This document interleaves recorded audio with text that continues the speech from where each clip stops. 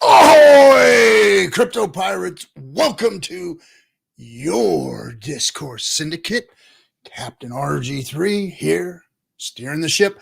My ship, not that other freaky guy's ship. Don't know where the fuck he came from, but isn't he wonderful? Isn't he wonderful? Love the Joker and the Joker he is. What an amazing talent.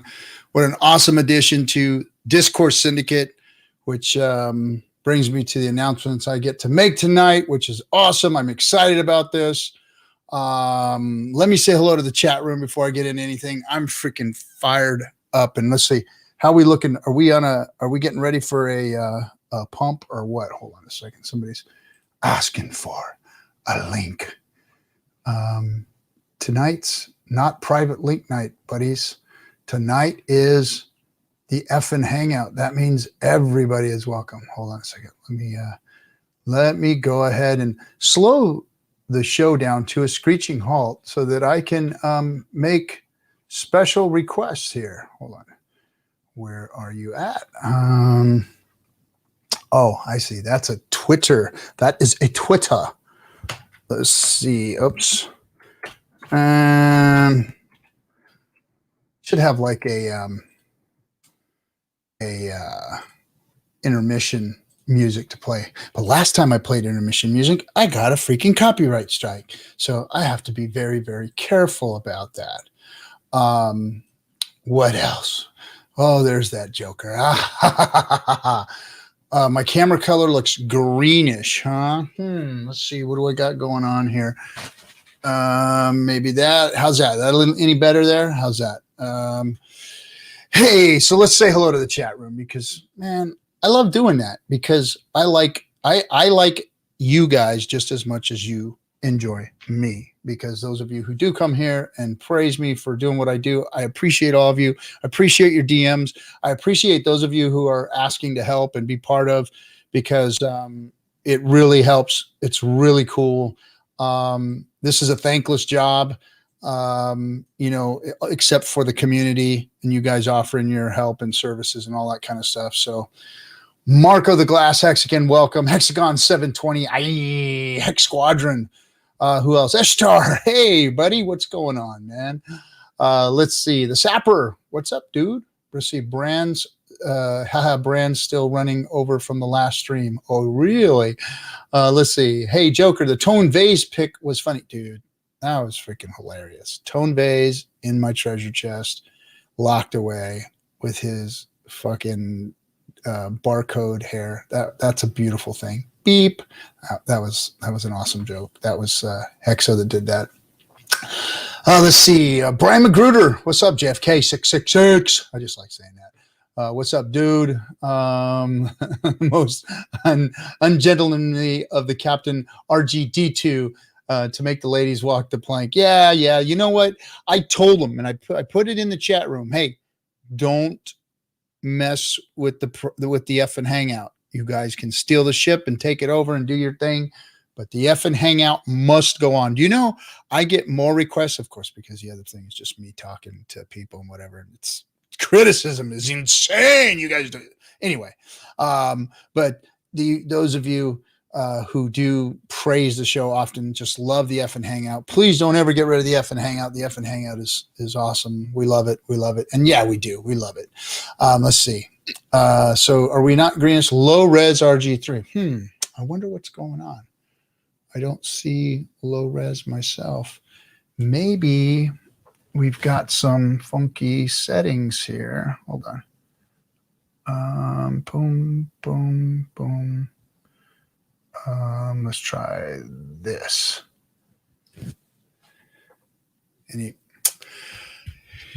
Technical difficulties, guys. Let's not worry about it tonight. We'll get low res. Tonight. I will unfuck the camera. Okay. Hex Machina. Hey, what's happening, Papa? D'Artagnan 8. Always good to see you, bro. And let's see who else is in there. Sammy Chica, good job tonight. As always. David Morales. Thanks, bro. Whatever color you are, thank you for your hard work. Appreciate you guys and recognizing that.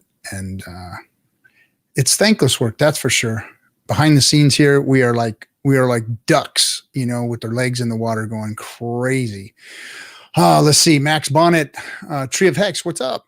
Waiting for the craziness that will be Sacrifice and Pulse launch. I'm telling you, man, the chart is like fucking with me right now. It's like it pumps and then somebody gets out, and that's okay. I enjoy seeing people make money. I love that, man. I love that.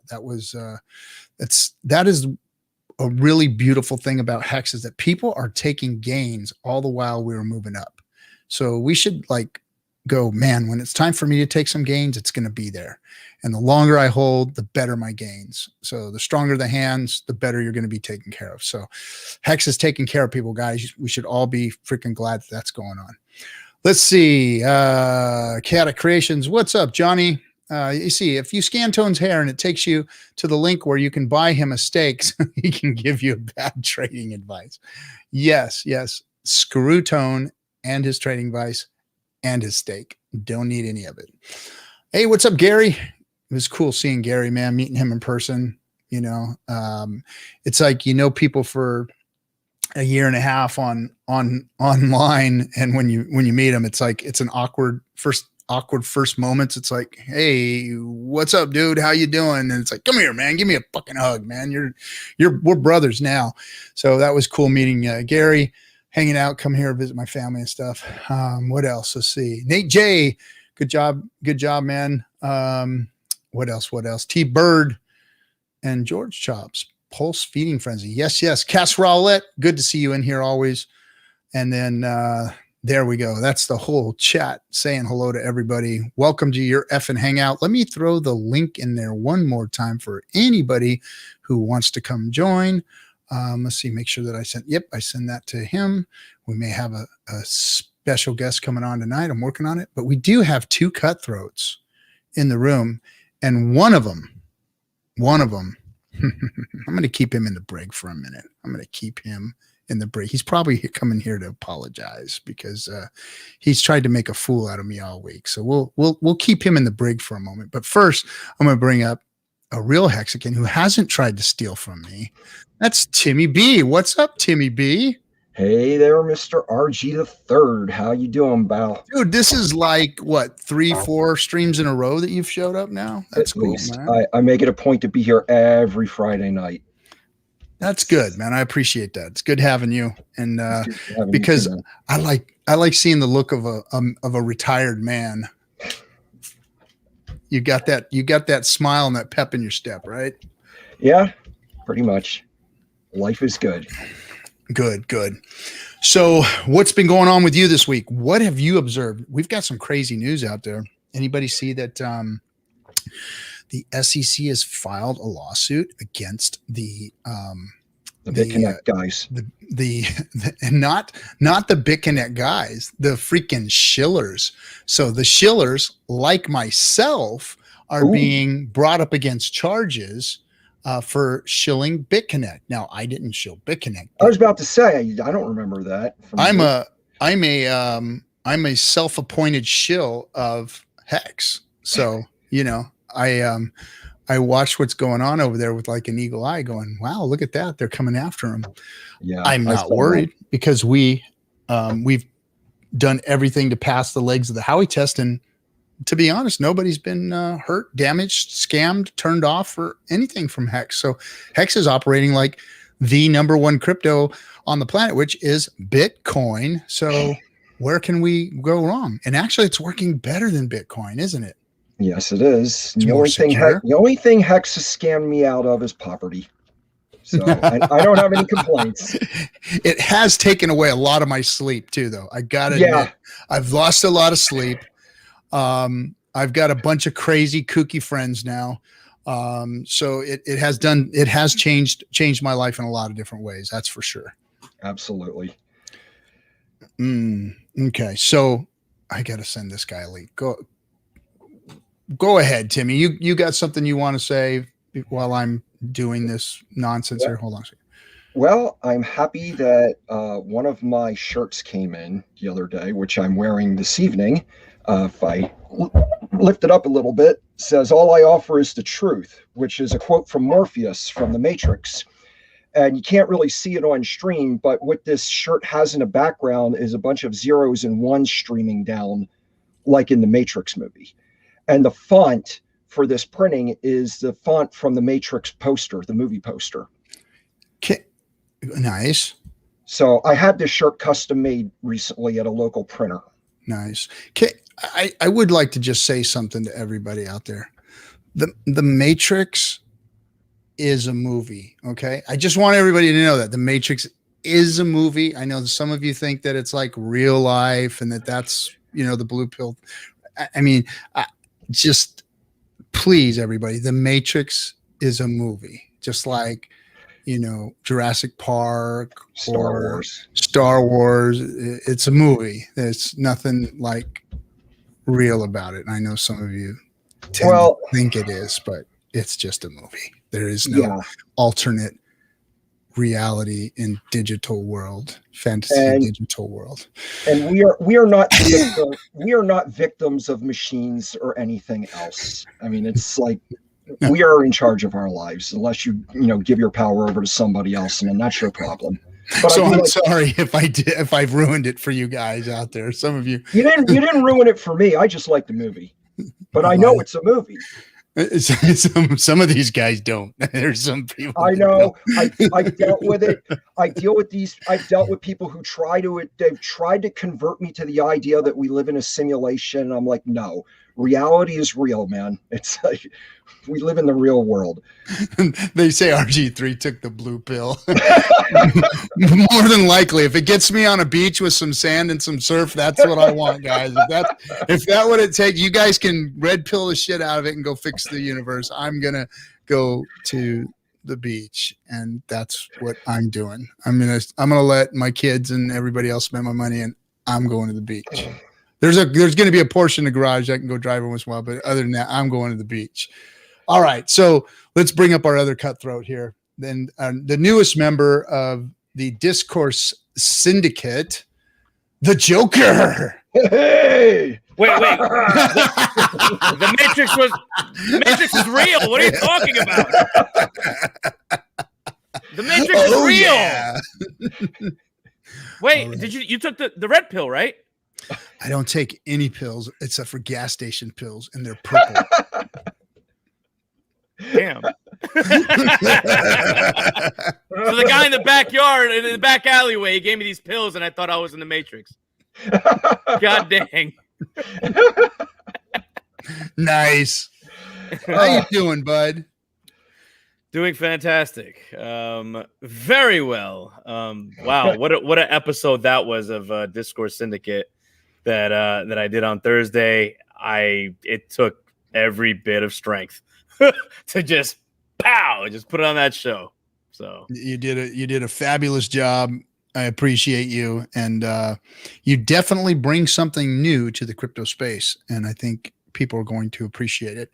And definitely us here, Hexicans are really appreciating it. So I got a lot of good comments, a lot of good feedback from it. So great job, man. Good job. Entertaining and informative. Except for the part where you take my ship and my freaking booty and all of that crap. It's like, really, he's going to rob me. He's going to freaking rob me and make fun of me on stream. All right. Yeah, all right. Yes. It's about sending a message. That's right. It's about sending the message, right? Letting everyone know what Hex is about and how we're taking over. You know what's the funny thing about this whole, I guess, interaction between my character and Hex? Like, we are literally against the grain, right? Crypto hates us. And technically, society hates the Joker. Until they eventually adopt, or at least his posse adopts what he does, and then he starts taking over things. Which we were doing in crypto. So that's fun. Yeah, we're anti-heroes. Anti-heroes are where it's at. I mean, I guess if it was to sum up my life, that's what it would be. I was always an anti-hero, you know? Oh, indeed. I mean, well, you're a pirate, so without a ship now. Hey, RG3, I'm the captain now. Look at me. Look at me. Look at me. I'm the captain now. So Right. so this is how it works, right? So the captain gets to make the rules, really, and put people in the brig when they need to go to the brig. So are we understood now? Look at me.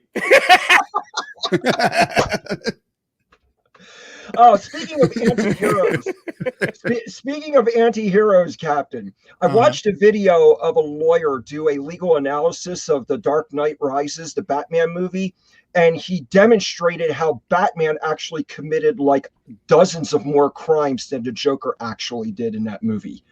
Like, if they both went to court, Batman would be going to jail for a long time. Put him in jail. Especially right now. Well, especially right now. You know why? Because he's shilling that dog crap token.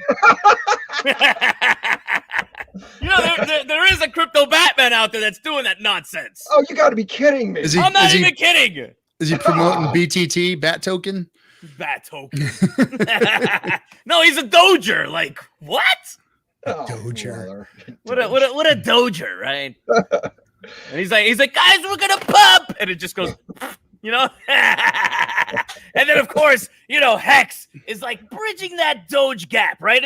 We're grabbing the leash of that damn mutt. Yeah, we're dragging him in. Yep. That mutt. We don't want that mutt on our streets. Get out of here. He came out of nowhere. What the hell is a Doge? Getting something real, right?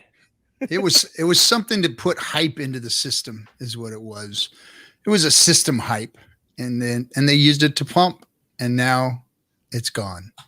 The sizzle has left. You are not kidding. That Elon Musk pump is gone, like done and over with, and everyone's hating him now because he was doing that. Like, what a way to risk yourself on a meme. Like, what are you doing? You're supposed to be the richest man in the world. By the way, that spot is like reserved for Richard Hart. You're going to see him there. And then we could say, hey, we know that guy. You know, the one that Elon Musk lost his place to? Yeah, that's our guy. Yeah. He's pretty damn close, man. Jeez. Wow. Oh, I could definitely see it. Absolutely. Without a shadow of a doubt. This guy is going to be top tier. Well, he already is top tier, but even more. I think that I don't know about you guys, but you know, after I started watching the crypto space with BitBoy's interviews. He had 2 interviews with Nerd Girl in the last couple of weeks, and neither one of them went well. The first one, he kind of doxed himself as being a shill influencer and being paid influencer and not knowing where the money comes from I really wouldn't shill a bad project. We've turned down millions of dollars. It's like, wait, if you've turned down millions of dollars, how much have you been given? Yeah, really. I mean, whoa. I mean, how many people turn down $1 million for doing anything? You know, there's a whole lot of shit that I would do for $1 million, and you know what I mean? You want to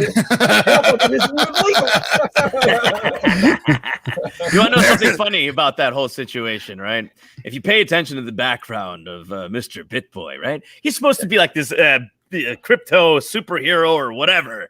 It's funny how all the heroes are now villains, right? But anyway, in the background, it says, like, pay me in Bitcoin or something like that.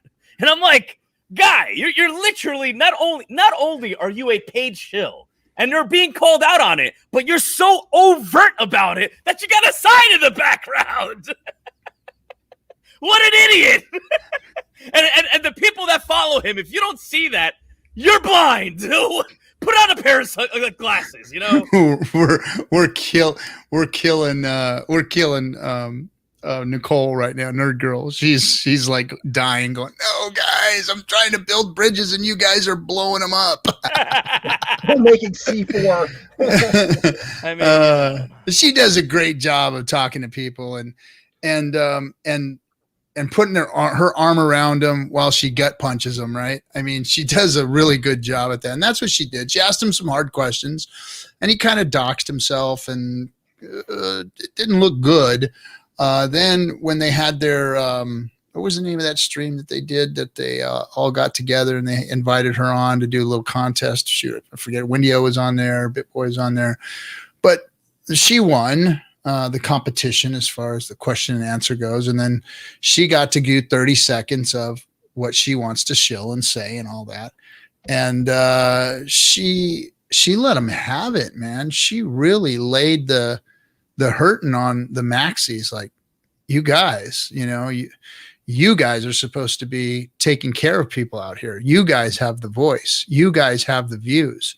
And you've all failed the crypto community by gatekeeping Hex, by lying about Hex, and by, pumping other bullshit and not giving it its proper place. Are you, when is this going to stop? When are you going to change your ways? And it's gotta stop, she said. And that was just great. The way she did it, she just did it a really classy job. I'm real proud of her. It was awesome. And it to me, as a Hexican, it actually felt like a change in the atmosphere out there for us. I mean, let's face it. BitBoy is the number one, crypto, Bitcoin, whatever influencer out there For now. Numbers wise, his gig is up. People know. Hey Gary, what's happening, bud? People know what's going on with them, and Gary, welcome. And they're going to start getting exposed. And it's kind of funny as that happened. Discourse Syndicate started getting a lot more subscribers within the last week. I mean, literally in the hundreds, which we haven't seen growth like that in a long time. And, I attest it a lot to your stream, Joker, because, I know you brought some of your people over and you did a phenomenal stream. I know anybody who was just scrolling by and saw that was like, holy fuck, what is this? What in God's creation is this, talking about crypto? That's not supposed to talk about crypto. That thing belongs in a freaking cage. What are we doing here? And then, of course, Nerd Girl brought a lot of attention too. So my hat's off to you guys. Great job. And if you guys don't know what we are announcing here, and what I'm kind of announcing tonight, is that Discourse Syndicate is no longer just a stream. We're no longer going to be just a stream. And I may be giving up one of my nights, my Monday or my Wednesday night, so that we could bring more content. But Discourse Syndicate is going to become a network of Hexicans that are going to stream on one channel. We're going to consolidate our efforts, drive traffic, and do what we can to get the good word of Hex out. And it's all OG Hex streamers. All the beautiful faces that you know and love are going to be streaming from Discourse Syndicate Network, DSN. And it'll be the FN Hangout's not going anywhere. We'll still have the FN Hangout, but the Joker's streaming with us. Gary's going to be bringing stuff to us. We've got, you name it. I don't want to throw everybody's name out there yet because we're still finishing everything up. But Nerd Girl, Kinetics, myself, Friday Night Hangout, Joker, Gary. There's a few more that are going to be coming on. Some of your favorites. I mean, the biggest of the big in of the Hexicans will be with us. So it's going to be real cool, and we're going to be able to consolidate efforts and help bring the eyeballs to Hex and Pulse Chain. So cool.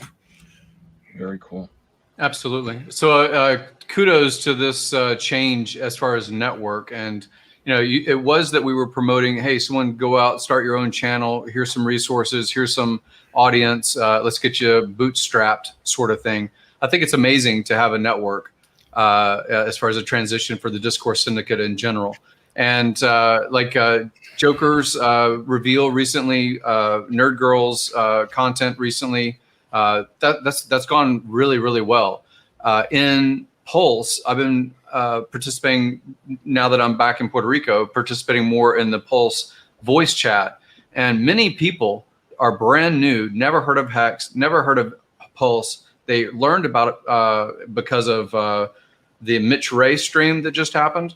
The first time they ever heard about this was because of Mitch Ray's stream. The first time that they ever heard about it also was because Twitchers were commenting about Joker's content, saying, "Oh, this is what Joker's doing now. Did you see?" And this word of mouth kind of referral stuff.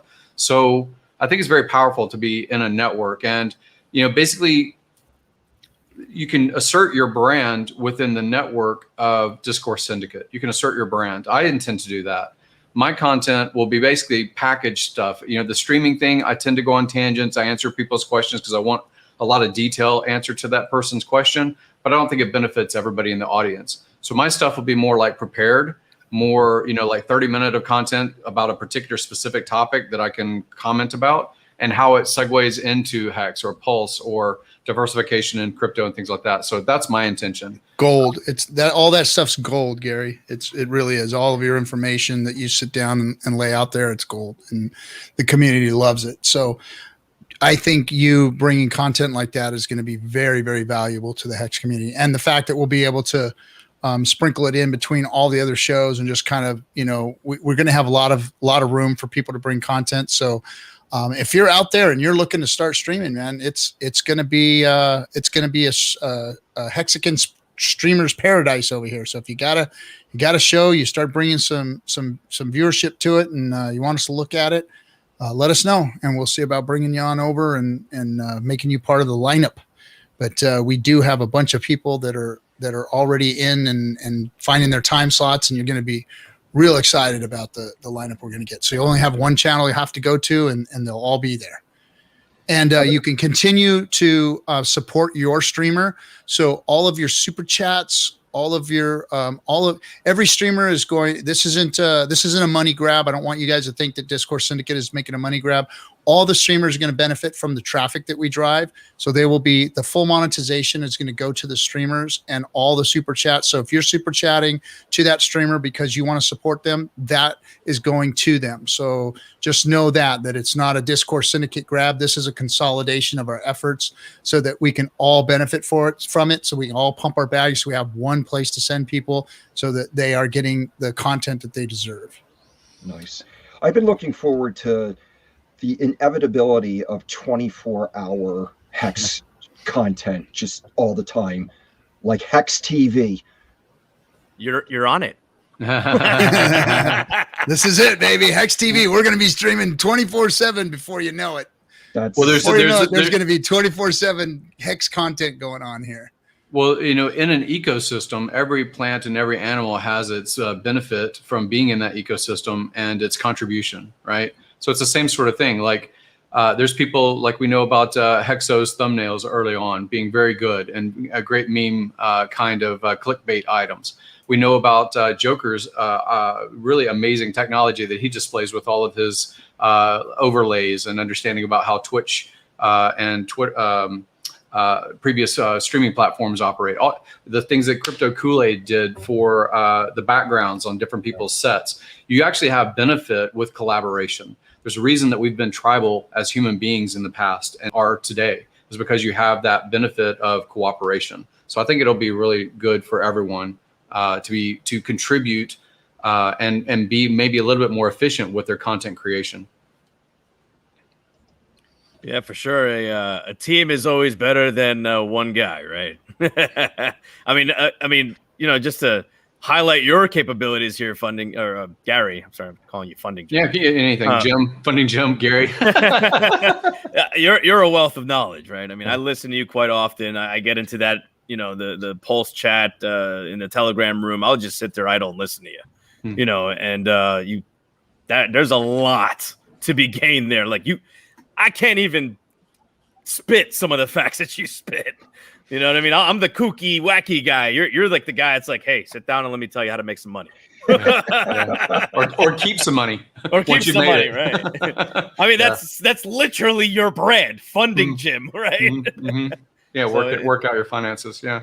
Yeah, it's amazing. But again, to the strength of everyone has contributed to the energy of the space of Discourse Syndicate. It was a really great find to find Joker when Hexo made this raid, and everybody basically started to enjoy Joker's content that was outside of crypto, and then how he folded into the Hex community. It's been wonderful. And I think this is just a testament to the type of leadership that's inside of this community. obviously you guys are pillars inside of this community, and I just wanted to say I appreciate that, being invited to even contribute on Discourse. Yeah. I mean, I've been wanting to get on here for a long time, and now that I can, it's like I want to take advantage of every chance I have. No, we remember you coming on like in our first couple of streams that we had. I mean, it was like had the old guys rule behind me, and you know, I wasn't wearing a bandana because, you know, I was like, I had to clean up for the show or whatever. And then my wife's like, why would you do that? Wear your damn bandana. You always wear your bandanas. Wear your bandana. So I said, you know what? You're right. Screw it. And yeah, so it's turned into a thing now. Yeah, I think you wore a bandana at dinner when we met up. I'm pretty sure you were. I always got my bandanas. Well, I got the privilege of seeing his bandana collection. You know, he's got special occasion bandanas. He's got a special occasion. He's like, I'm only going to break out this bandana when Hex hits this price point. You know, it's like champagne bottles. I got them all laid out on my treasure chest. They're like, Wait, treasure chest. Yeah, this is the one you didn't find, you little bastard. I saw an empty spot there. So, if we go into dinner, I mean, like, you know, when Hex moons and we're all, you know, pretty wealthy, I might drive up like in a Joker themed Lamborghini in full makeup. Joker's so awesome, dude. Hey, Joker is so awesome. That would be classic. Oh, yeah. You have no idea what I have in store.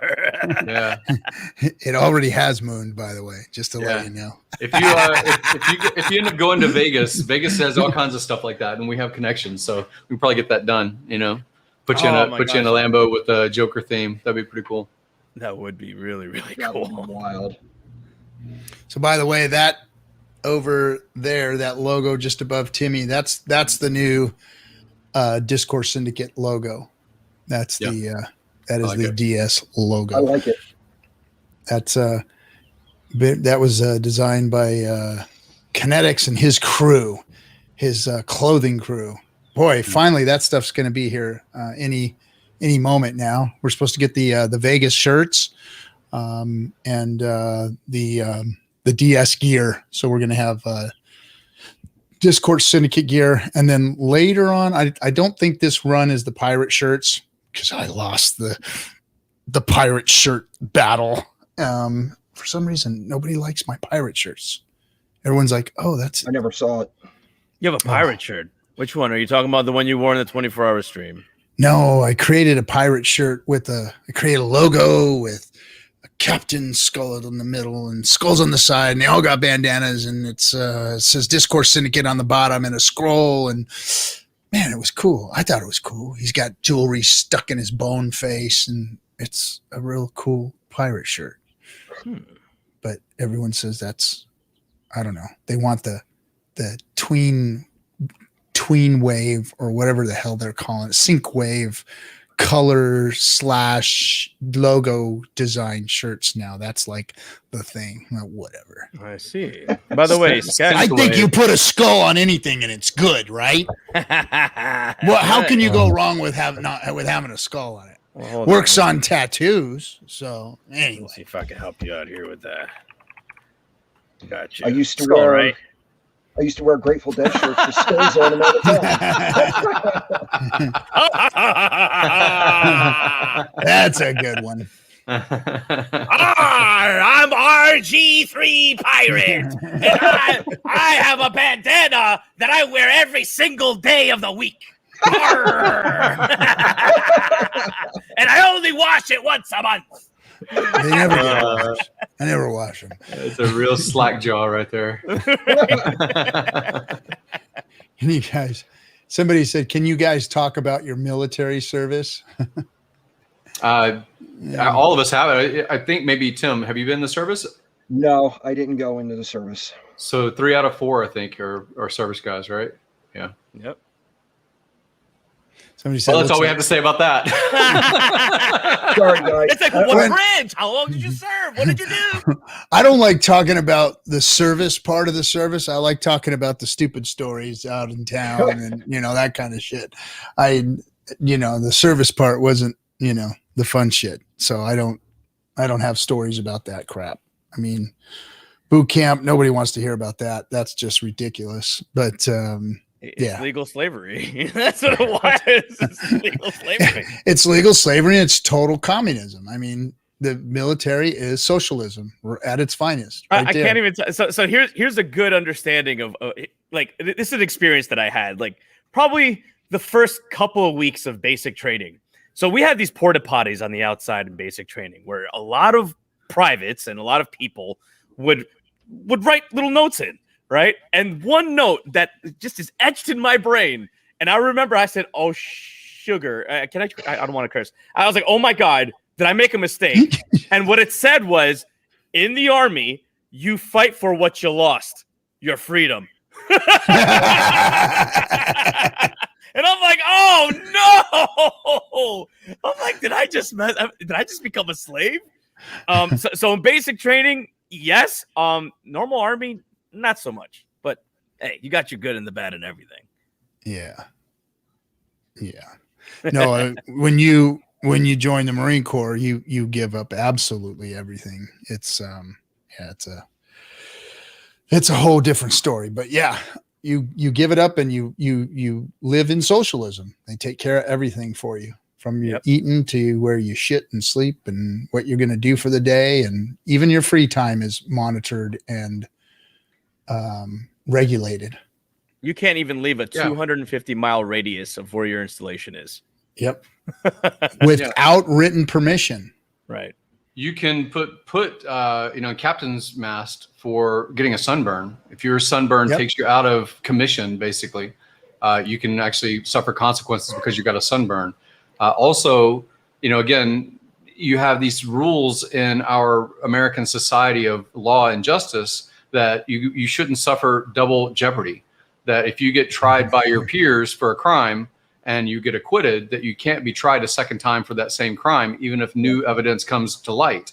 That's not true if you're in the military. Nope. You got two standards, USCMJ and the civilian law. Yep. Yeah. When I got out of jail, I went back. And when I got back to base, it's like, shit, now I'm really in trouble. It's like the military takes theirs. Oh, is it the military first and then the state, or it depends on who gets you first. Right.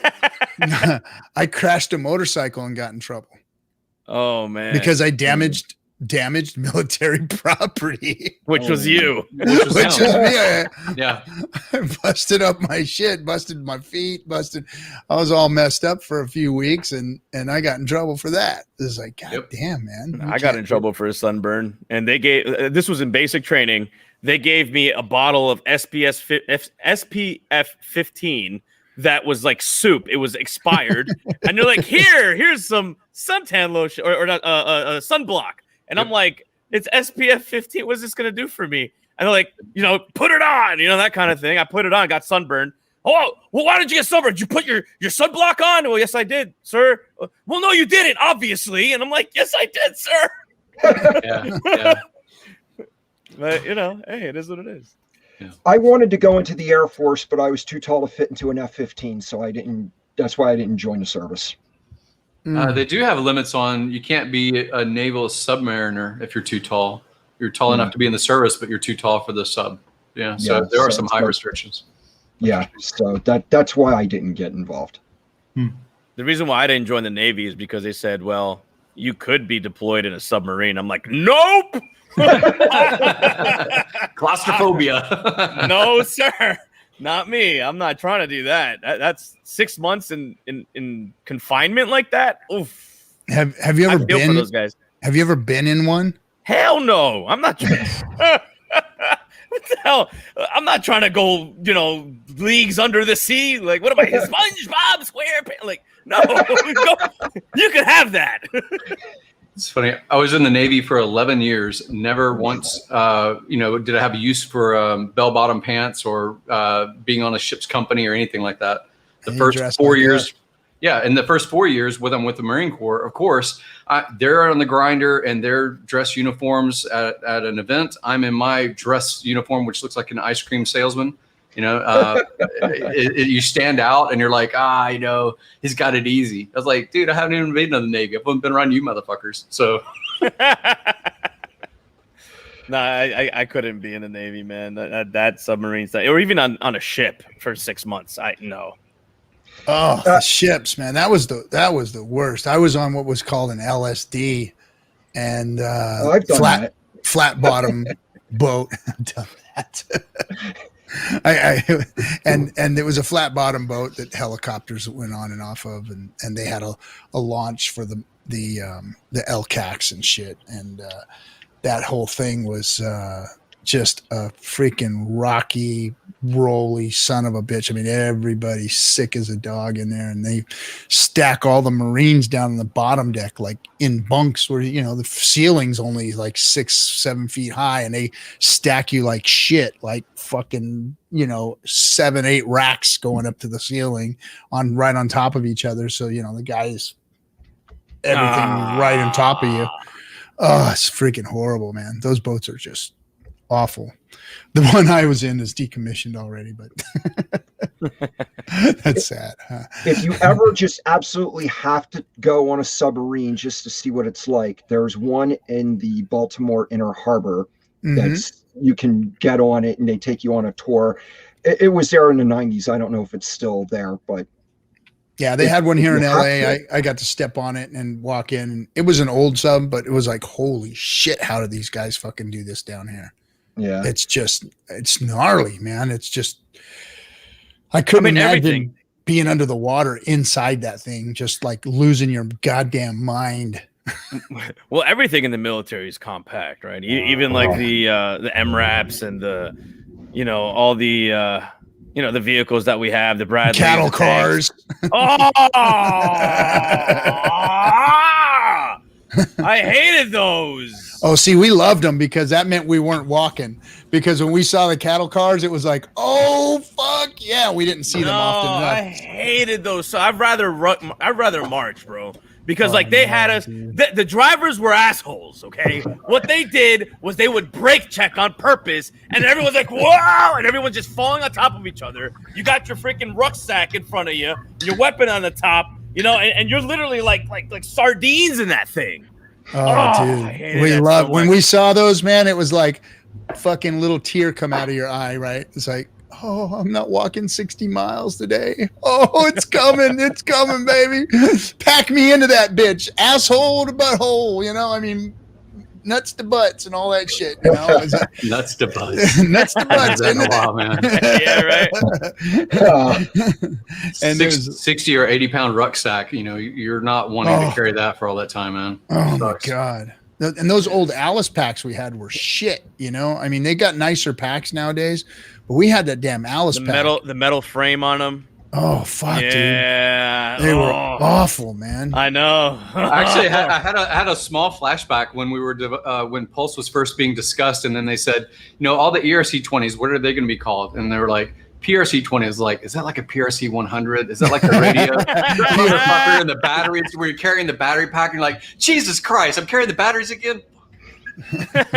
Just adding more pounds to your pack. That reminded me too of the prick 100. Prick 100, yeah. Was it a prick 100? Yeah. And was a PRC 77. Prick 77. A smaller one, and then the prick 100, I think, or 120 was like the bigger block ones. Yeah, my first sergeant had on his wall. He had a prick 77 up on the wall, and he had an E-tool, and the E-tool was bronzed and had notches racked in it. Mm-hmm. He had 5 confirmed kills with an E-tool. Holy and he shit. had it bronzed and put up on the wall in Vietnam. Wow. That was my first sergeant. And then he had a prick 77 up there that he got friendly fired with a 50 cal into the prick 77 and tore his ribs from his sternum. Oof. And it put a hole through so the prick 77 was sitting up on the wall, and it had a hole going through one end and out the other that was like, looked like somebody had shot a baseball through it, right?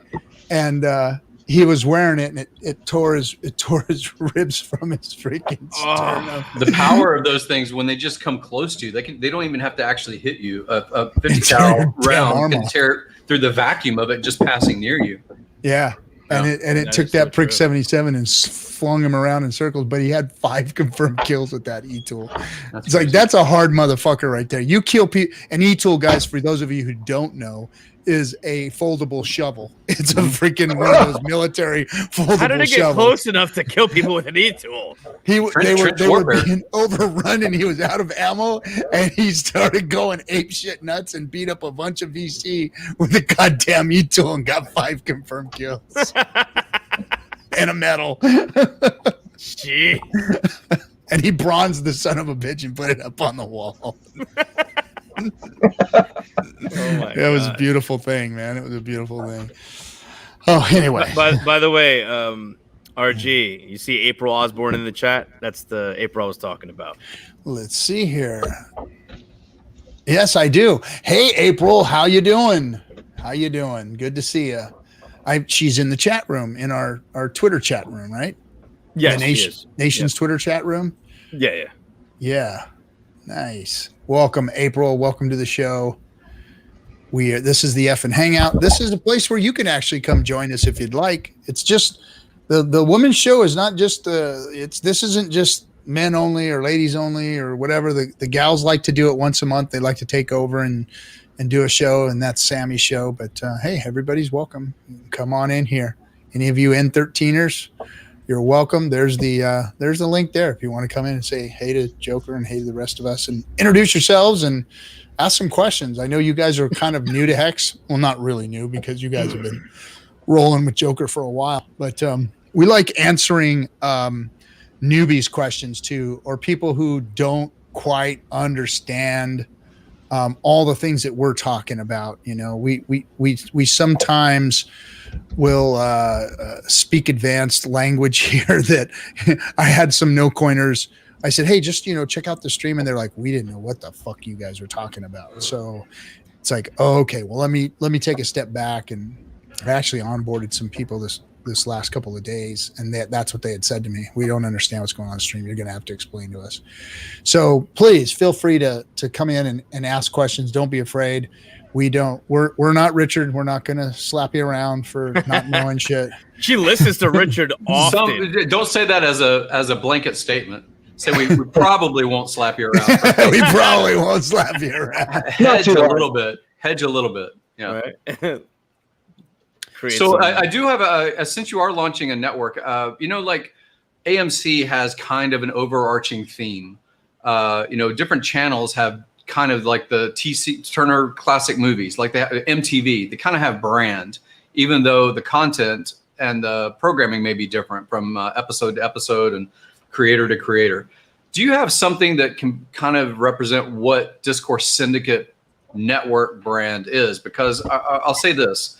I think that I don't think that Hex maximalism and Pulse maximalism has to happen. However, I am here because I'm interested in those two things, and the brand that Richard represents, the brand that the Hexicans represent, that level of like caution, but information. And I'm a little bit nervous about other products and projects being overly promoted or without some kind of disclaimer from the Discourse Syndicate brand. If something else gets commented on, like in an example in the past, there was something that was called, it sounded like Hex, but it wasn't Hex. And that derailed some people for a while. Or Hourglass games, or something that Trayvon might be doing, right? That sort of seemed like it's Hex. Get in trouble by the SEC. But not, right? So does RG3 or Kinetics or kind of the founders of the new version of the network, do you guys have like a rule set is kind of my question. Well, I do want to do things different than the Maxis have done. I've been saying this for probably a year now that we are the new crypto influencers. And that was when we only had a couple hundred subscribers because we knew what was up. And we owned that. We owned that here on this network. We owned it. We said, we are the new influencers. We are the ones that are out here helping people in crypto understand what crypto was meant to be, and that there are products that are better than what's out there. And that there is a real place for your idealism, and it's not out there. It's not in Dogecoin, and unfortunately, it's not in Bitcoin either, and it's not in Ethereum right now. but there are new things coming out. Hex has come out, and it is the best coin to put yourself into. If you are looking for a crypto, if you are looking to find out what crypto, if you read the white paper, if you read all of the cypherpunk views on what a cryptocurrency should do, Hex is that crypto. Hex does all of those things that crypto was promised to deliver. That's exactly what Richard did. He delivered on all of the promises that crypto has been making for years. They've had 10 years plus 11 years now to get this done, and they didn't. So Richard finally did. He said, okay, I'm going to make crypto again. And since you guys never did, and you decided to back up and backstep and scam people and run Ponzi schemes and do stupid shit, I'm going to do it right. And he did. And he did it right. And we have a crypto now. So it's up to us to go out and take it to the world and show people that there's a crypto. And just this week alone, I saw the damn crack. I saw the armor break. When look, it might have been a small, insignificant little thing that happened when Nerd Girl kind of like slapped all of them in the face.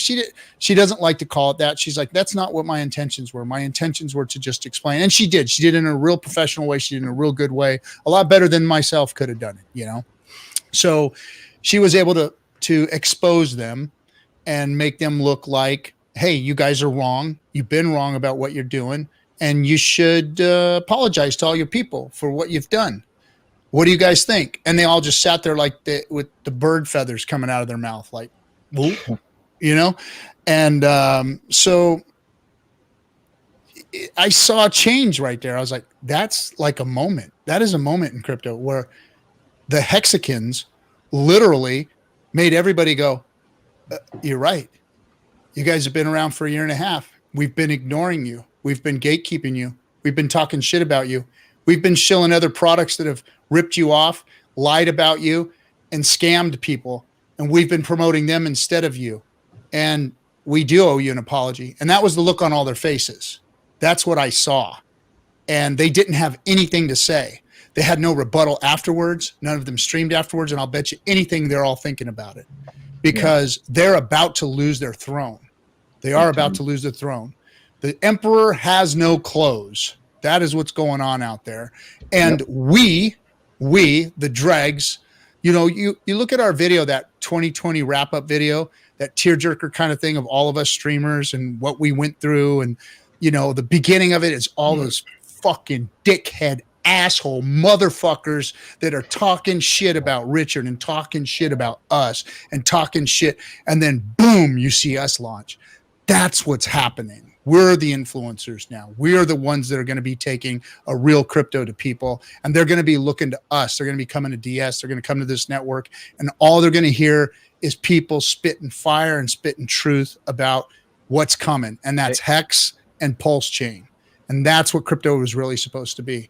The best advancement that crypto had from Bitcoin was Ethereum. It got its head out of its ass. Richard got a hold of it and built an incredible crypto that beats Bitcoin. Hands down, I don't care. I'm not bashing Bitcoin. I always get this shit. You're bashing Bitcoin all day long. You're bashing Bitcoin, bashing Bitcoin, bashing Bitcoin. No, I'm bashing people who are talking shit about Hex. I can't do this with them doing that shit. So it's time for us to get our deserves and people to start looking at us and for us to be the influencers and start to help the crypto community understand that there is a real crypto for them. And, you know, RG, you know, personally, I agree with Nerd Girl's efforts at building bridges, but the fact of the matter is we are the ones who've been gatekept. We're not the ones who came out accusing everybody as a way of trying to promote Hex. They came against us. So it's like they're the ones who owe the apology. They're the ones who need to make things right. You know, we should not have to apologize for standing up for what we believe in. So, yeah. You know, but I mean, again, so to their, I don't know, their reason for being on channel, is their reason to be on channel to advocate the usefulness of crypto? Is it really? No, it is to basically get sponsor deals, get attention, to talk about the next 5 things that won't wreck you, that actually will. right? So it's a different narrative when you're quote unquote an influencer, whether it's in crypto or anything else. And playing that game isn't something that Hexicans or Richard has done, right? It has been, in my opinion, more principled. Absolutely. Somebody was making compliment earlier today in the Pulse chain about, I was talking about, like, someone asked a very specific question, had to do with real estate or something. And it led me into saying something about tax liens. You could buy tax liens in Texas. They're called tax certificates, and you could buy them and then you can resell them. You can flip them for money. And I was like, oh, this is how you do it. Here's the link. If you have a question, just DM me and I'll send you the link on how you do it. And I showed them that, and they're like, why would you do that? Like, why would you give me that opportunity about something that's not related to you or your bags? It has nothing to do with you or your bags. Well, if you win and you are, Nerd Girl likes to talk about the toxicity of tribalism. Well, there's a benefit to tribalism too. The benefit is someone in your tribe learns how to trap a rabbit, the whole tribe eats. Someone in your tribe learns how to set up a moat and defend against threats, the whole tribe survives. So there are benefits also to tribalism. And in that context, me informing people on something inside my quote unquote tribe of Pulse voice, I was like, oh, it doesn't harm me to be collaborative capitalism. Most, and no offense to the pirate theme, but most of a type of capitalism is called pirate capitalism, which means that I have information. And as long as I have that information, I'm more valuable and have more advantage than you do, right? So it dilutes my opportunity. It takes away my opportunity to share that with you, right? If I know that you have something like real estate or a collectible bicycle or a Pokemon card that sells into the market, then I can flip it super fast. Why should I tell you and inform you about what you have? What's the reason, right? But collaborative capitalism is different, and that's basically what I was getting at is on the Pulse channel, I can tell people if they ask that question specifically and not derail the conversation, but say, hey, if you make money from that, you're probably going to put it into something that I tend to value. Gary Vaynerchuk talks about this all the time. He gives away 99% of the information that he has. And when it comes time years later where people have received free value, it's improved their lives, then they listen to him. When he says, hey, here's a value play, I have a book, I have a product, I have a something that's in the marketplace, that tribe tends to support him. Richard did the same thing. Richard gave away more information before the Hex launch, during the Hex launch, after the Hex launch, that has nothing to do with Hex. It gave more benefit to the community that has nothing to do with crypto, in my opinion. And that's one reason why we tend to bend an ear to listen to him when he talks. Yeah. I like this scam face. I can't throw it up on the screen because of the way we're streaming now, because of the network deal we're doing. But scam face says Hex is agnostic tribalism. I like that. I like that word. That makes sense that it's agnostic tribalism to an extent. But you're right, Gary. Tribalism is good, and I think that's kind of what we're doing here is trying to find the benefits of our tribalism and the strengths of our community and gather them. And putting all these streamers on one network is going to just, everybody brings something to the table different than somebody else. And that thing that person that's trying to get into Hex might just catch what they were trying to hear from one of our streamers during a 24-hour period because they were looking, and maybe one streamer wouldn't have given it to them and they wouldn't have found it if it wasn't consolidated in one area where they can just keep watching and looking for it. It's all free information too. I remember, Gary, you were talking about this, I think today, about how, universities, they pretty much share similar information online that is free. And usually a lot of people go to online resources to learn a thing or two, right? And Richard Hart is a abundance of information that anybody can get, right? You can just watch them and listen. And here's the cool part, right? Like we have these Telegram groups where you can ask the question and you got somebody like us, Discord Syndicate, all the people in this chat right here to go ahead and answer those questions. And if we can't answer the questions, I'm certain 100% that all of us will go to a resource to get you answers to that question. I know Absolutely. my DMs are always open, and I know for a fact all of us here have DMs open to you. So this is Absolutely. all free, right? So in that chat, if you heard part of it, someone had made comments and they said that they had a Galileo moment after I talked about something particular.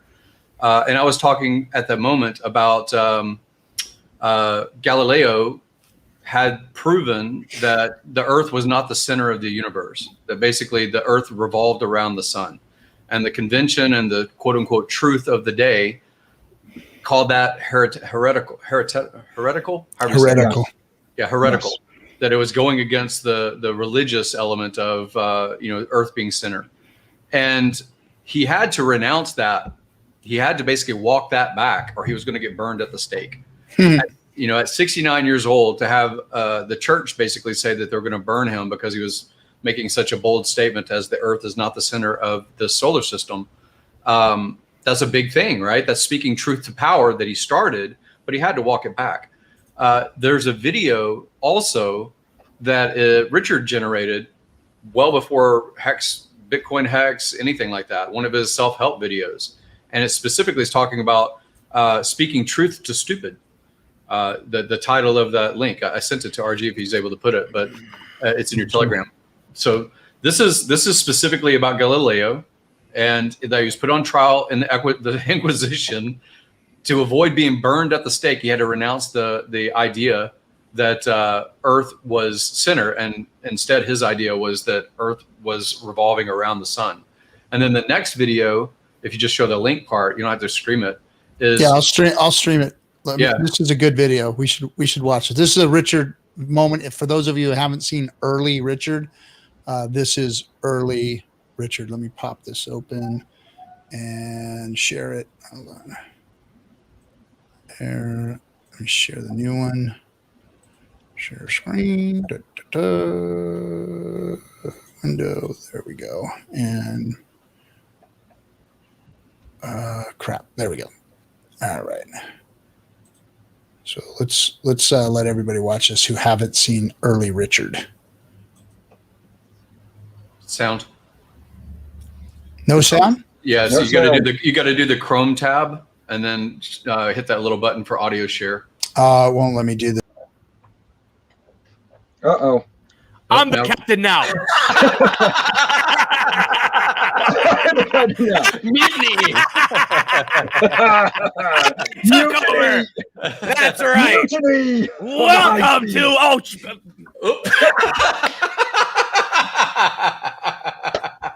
That's awesome, dude. That's so awesome. Let's see if nothing happened. Okay. Hang on a minute. I might be able to do it. I got it. I just got to do the Chrome tab here. Okay. I did it as a window and it didn't let me share it. So there we go. Richard Hart. Let's see. Joker was like waiting in the audience. I'm going to get it. It's going to be my ship again. Awesome. Sorry, I sneaked a couple of more coins, you know. So something very interesting that you mentioned, Gary. You know, you can't teach smart to stupid, right?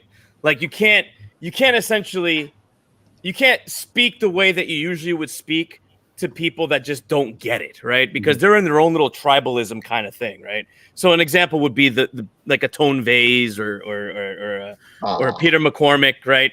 Those people are the maxis. And they're already set in this little idea that their coin is the best, and there's nothing else that can beat it, right? They're completely biased, and they have that biased opinion about it, and they just can't let it go.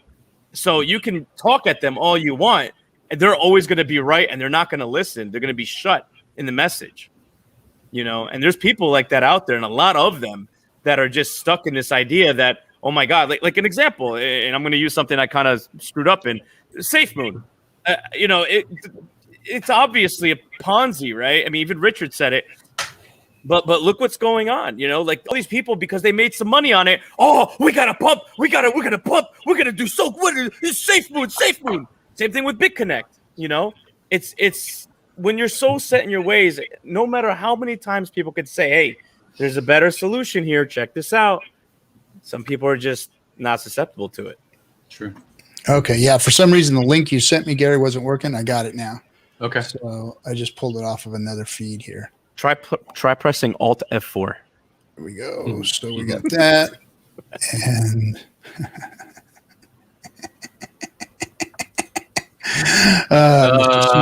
such contributions. All right. So here's Richard. If you haven't seen early Richard, let me full screen this thing for you guys. There we go. This video's about why you should speak about controversial things. If you live in a bubble with all your friends checked off on boxes, you get their messages, they get your messages, you all subscribe to the same Twitter people, you all watch the same TV shows, it's very hard for you guys to have different opinions factually about different things because you're all getting your data from the same places. So if you speak about controversial things, particularly with people that have a wildly different point of view than you have, then you'll be able to learn something that you didn't know. And if you're right and you're compelling, you might have a positive influence on the people that you're speaking to. If, however, you're wrong, then you let the world know that you have a belief that is inaccurate and should be corrected. This is part of the reason why I'm against people being shut down from communicating in forums and on Twitter. It should really only be reserved for the most heinous of abuses, because if there's terrible people in the world doing terrible things and thinking terrible things, how else will you hunt them down and stop using their business or tell your friends not to interact with them? Like, if you leave hidden pockets of stupidity and wrongness and evilness in the world that don't get discovered because they've been silenced, it makes the world a worse place. It's a much better world that we live in with not just the First Amendment's free speech, which stops the government from interfering with the freedom of press and the freedom of expression, but it's also for private free speech. Because the First Amendment, though it may protect you from the government, it doesn't protect you from private entities, right? Anyone that owns a forum or a newspaper or a television show is not obligated to give you time or treat you fairly or even say nice things to you. They are required to not tell lies about you, slander you, or libel you. Slander if it's written, libel if it's spoken. But short of that, the protections that you get from the government, you don't get from private people. So the magic is, you should speak controversially.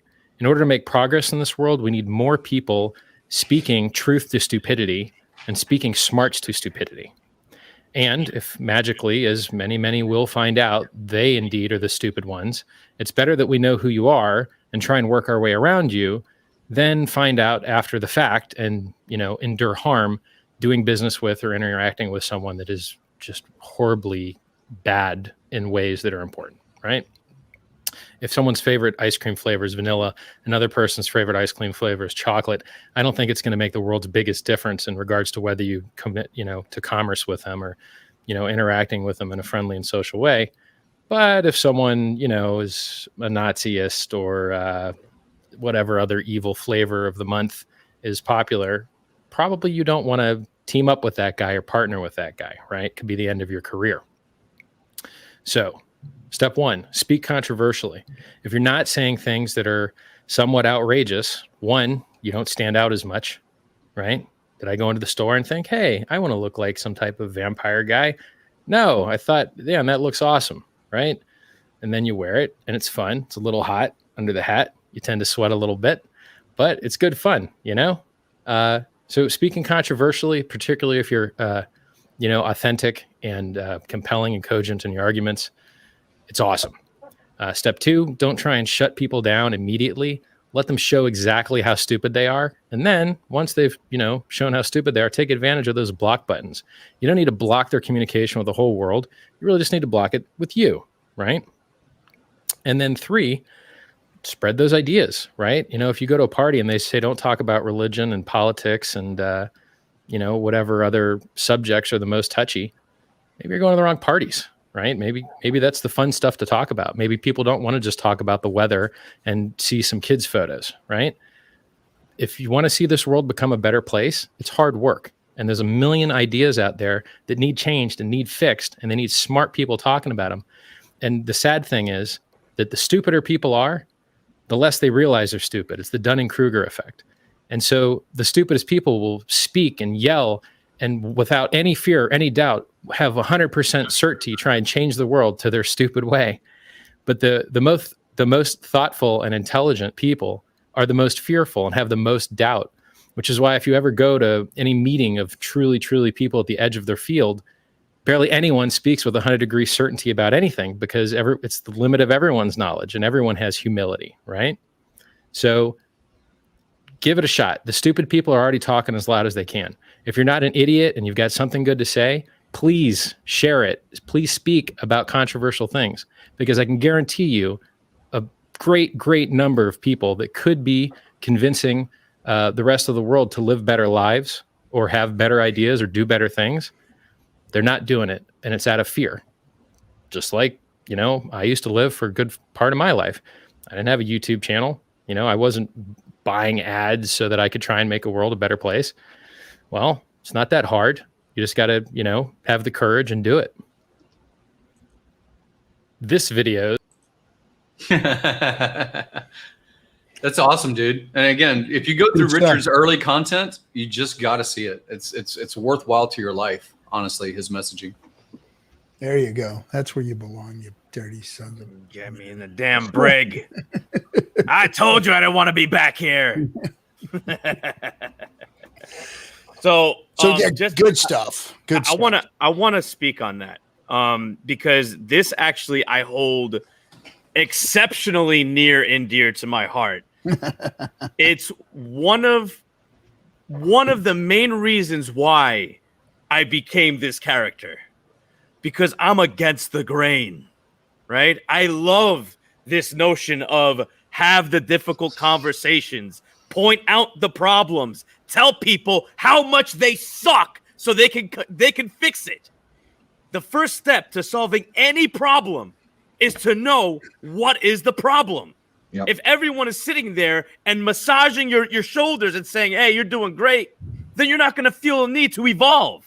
And that's my problem that I had with DLive, because I was legitimately telling them, guys, this is the problem. This is an issue. Hey, there's this nonsense going on your platform. And they kept silencing me with posting memes after memes after memes after memes. And then I eventually got banned because I was stimulating drama. But in reality, you have to say what's wrong. And that's why I always welcome constructive criticism. If I suck, tell me I suck and tell me how. And if you have a solution to it, please tell me what the solution is.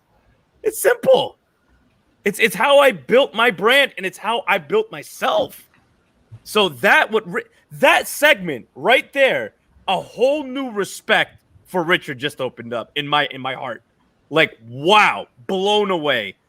I love his teachings. Pure genius. My hat off to him. Yeah, he had this reputation of being a maximalist for Bitcoin and advocate for Bitcoin. And then the same crowd that loved the fact that he was touting the benefits of Bitcoin and talking terribly about Ethereum, the world updated, the code improved, the security of the network of Ethereum grew, right? Basically because it got criticized. It got criticized and it improved. And Richard's worldview updated, right? So I love that people can be open enough in a conversation, a discourse, right? Have a conversation, update their information set, and make informed decisions about how they act on that. So Richard's a great example. Again, I think the community gets more, of course, we get financial improvements of our situation and things like that through the code and, the product of Hex and all those kinds of things like that. But I see it really as a side benefit, honestly, for myself. Maybe other people see it differently. Well, I like how he said in that video about the need to speak controversially, because that's just something that I tend to do. That's one of the reasons I'm a fairly quiet guy, because a lot of things that I like to talk about are usually fairly controversial. So And that doesn't always go, that doesn't rub everybody in a very good way most of the time. So, but, you know, hearing Richard, you know, encourage that is an encouragement to me, because, you know, that's that. He's always looking at things that will punch through the noise. Yes. He just talked about his exactly. costume and his outfit. Did he choose it because it was, you know, he chooses the Louis Vuitton brand because it is an example that people can quickly, the general public can quickly identify as value, like as brand, as that cost a lot of money. I would never pay that money for a fucking $4,000 handbag, but somebody did, and apparently he can. So you listen because people have audience. You listen because people have status. I mean, men tend to look at other men and say, that guy's got more feathers in his cap, you know, whatever it is. And we tend to look at that as an example of success. And women do too, you know. So again, he punches through noise in the room with his language, whether it's eloquent and thoughtful, or whether it's cursing and caustic, Brash. you know, brash, whatever you want to say. But he punches through noise, right? Yeah. So That is so true. Yes, indeed. You know, I take my hat off to his approach. The man is a highly brilliant, IQ through the roof kind of guy. And for anybody who doesn't follow Richard Hart, please go to YouTube and search Richard Hart. He will change your life. He's changed all of our lives, really. You know, one of the best things that's ever happened with me in relationship to Richard is he put out a tweet a while back asking people what they studied in 6th grade, because he had posted a page from a 6th grade math textbook. And a lot of the people that responded gave a bunch of silly answers, but I actually took the time to actually type out all the things I learned in 6th grade. And he actually replied to that, just simply said, respect for giving a good answer. That just meant so much to me. You know, it's like, I mean, yeah, it's great having a lot of hex shares and stuff, but you know, the fact that someone like Richard took the time to respond to me for something like that, because he was actually asking a serious question, and I was one of the few people that gave a serious answer. And, yeah. you know, that was very, you know, satisfying to get that kind of response. Yeah, absolutely. Wow, what a really deep segment. Yeah. So much for a Friday night, Yeah. you know, get drunk and talk Right. shit kind of show. Right? You got the Joker on your show. Come on. Somebody tell me a joke. You know, I mean, to me, I'm the same way. I've lived my life like Timmy. I have a lot of things to say about a lot of shit, because I was I was a little brown kid that grew up in a darker neighborhood. So I saw a lot of different sides of people, you know, different sides of racism. I was white enough to sit in white rooms where people were being racist. I was dark enough to be in rooms where they're being racist against white people. And I've seen a lot of stuff that has jaded my opinion of human beings as far as how they act towards one another. And, you know, I come from a Native American background, so I have a lot of animosity towards a lot of stuff that happened there, and to my family, and to my grandfather and my father, you know, who had to deal with that kind of stuff growing up themselves. So, you know, I've always had opinions on things, but it just, you get to a point where you kind of get tired of arguing with people about things. And, you know, it's almost like having a battle with somebody who doesn't like your sports team. And it turns into this point where either, if you're friends, you got to agree to disagree and end it, or else, you know, it just turns into a shit show. I've seen too much shit show out there, and you get kind of jaded and tired, I guess, once you start getting to the age that I'm at. I want to go away. I want to leave all of it behind and just say, you guys go handle the fucking mess. I'm done, man. I want to go where the starfish don't care what color my skin is, or what freaking religion I am, or what my, you know, political affiliation is, or whatever, you know. That's what I want to do. Right. What did happen to the chat? I just lost the damn chat. Let me turn the chat back on. Let's see. There it is. It just disappeared. I've got this strange window coming out of Windows. I'm not completely 100% sure. More pills needed. Yes, I definitely need some more purple pills, guys. Some more purple pills. Blue pills. Definitely don't need the blue pills.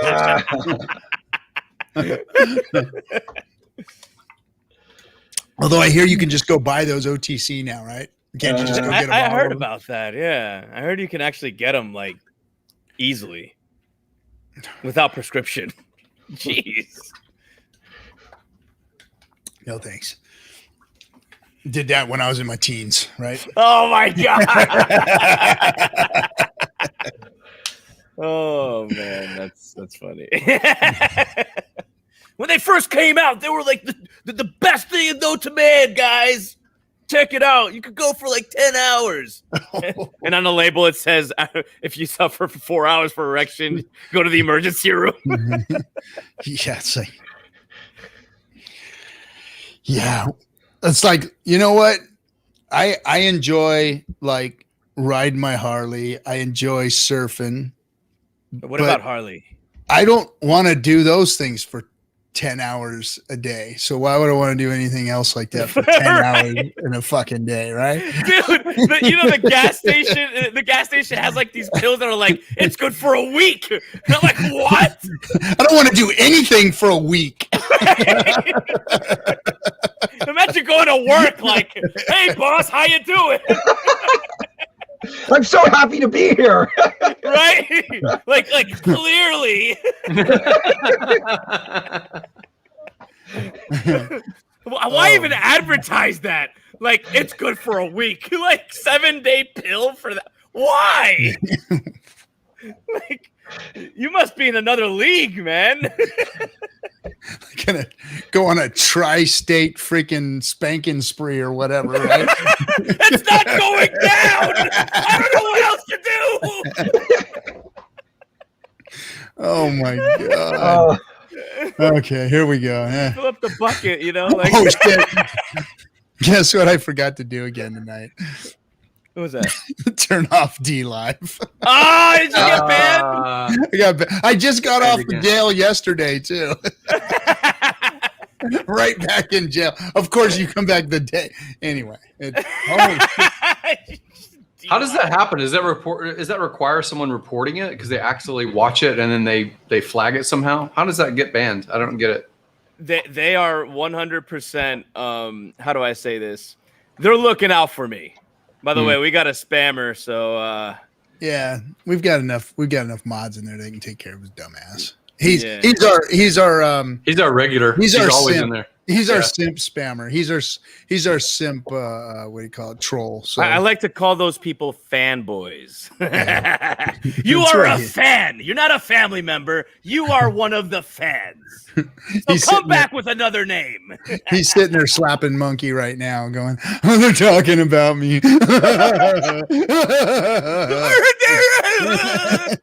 These amateurs can only last a week, last a month. Hey, just by the way, I'm the Joker, right? I'm that troll. So keep on trolling. Oh, that's funny. Oh yeah, that's good, man. Gary, you look like you're in very deep contemplative thought. He's reading. That's unusual. What are you talking about? Oh Is man, that a different system state? we finally got us a little green candle going. We've been on the decline all stream.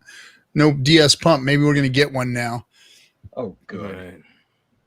I mean, we're only a top 10 crypto, Hey, wait a minute. Hey, troll, if you're still in here, how does that make you feel?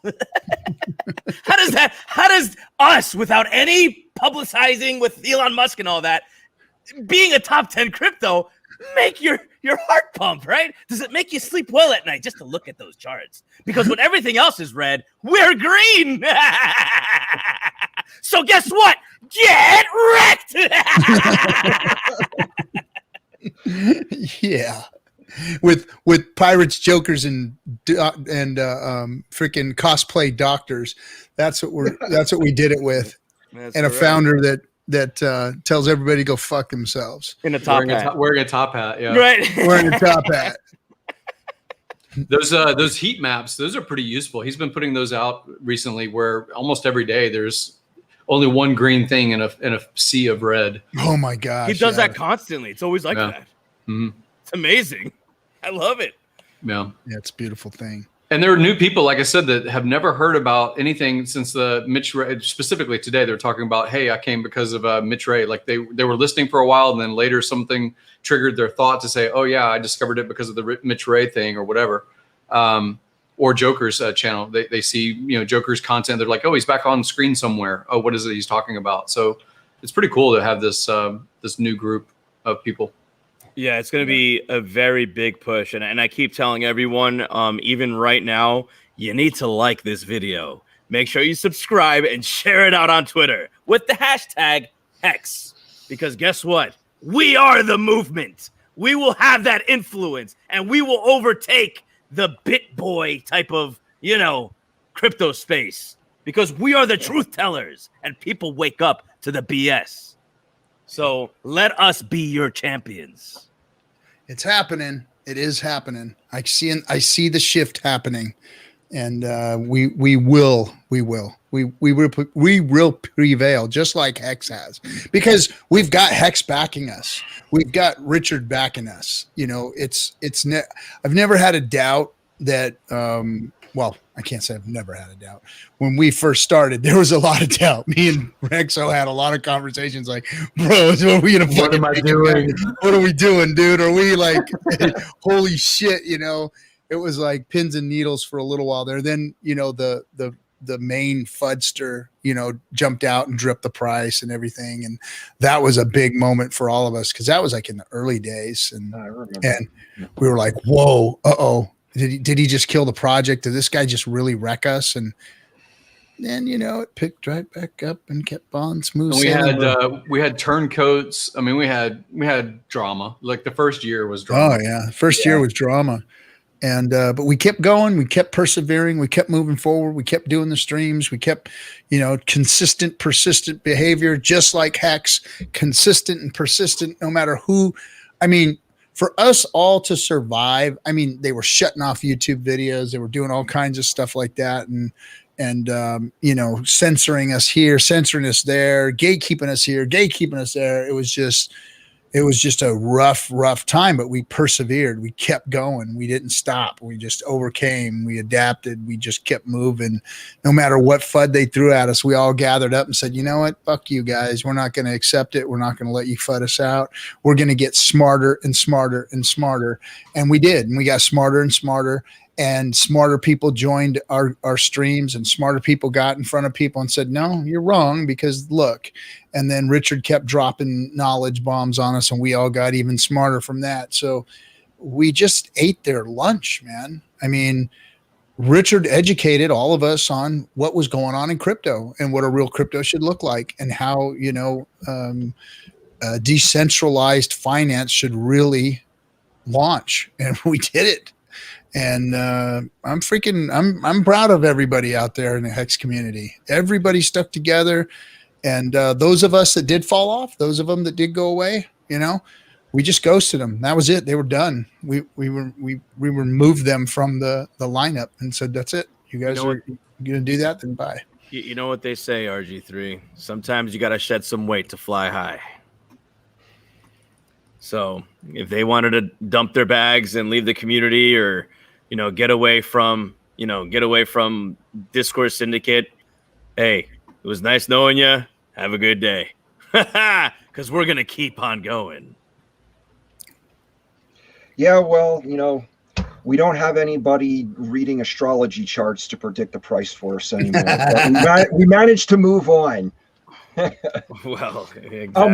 I'll never forget when Richard had it out with him on an FN Hangout, and that was when Nerd Girl first came on, and she tried to do an interview with Richard, and all of a sudden him and GT just had it out, and she's just kind of like stuck in the middle. Kind of felt sorry for her that night. By the way, speaking of astrology,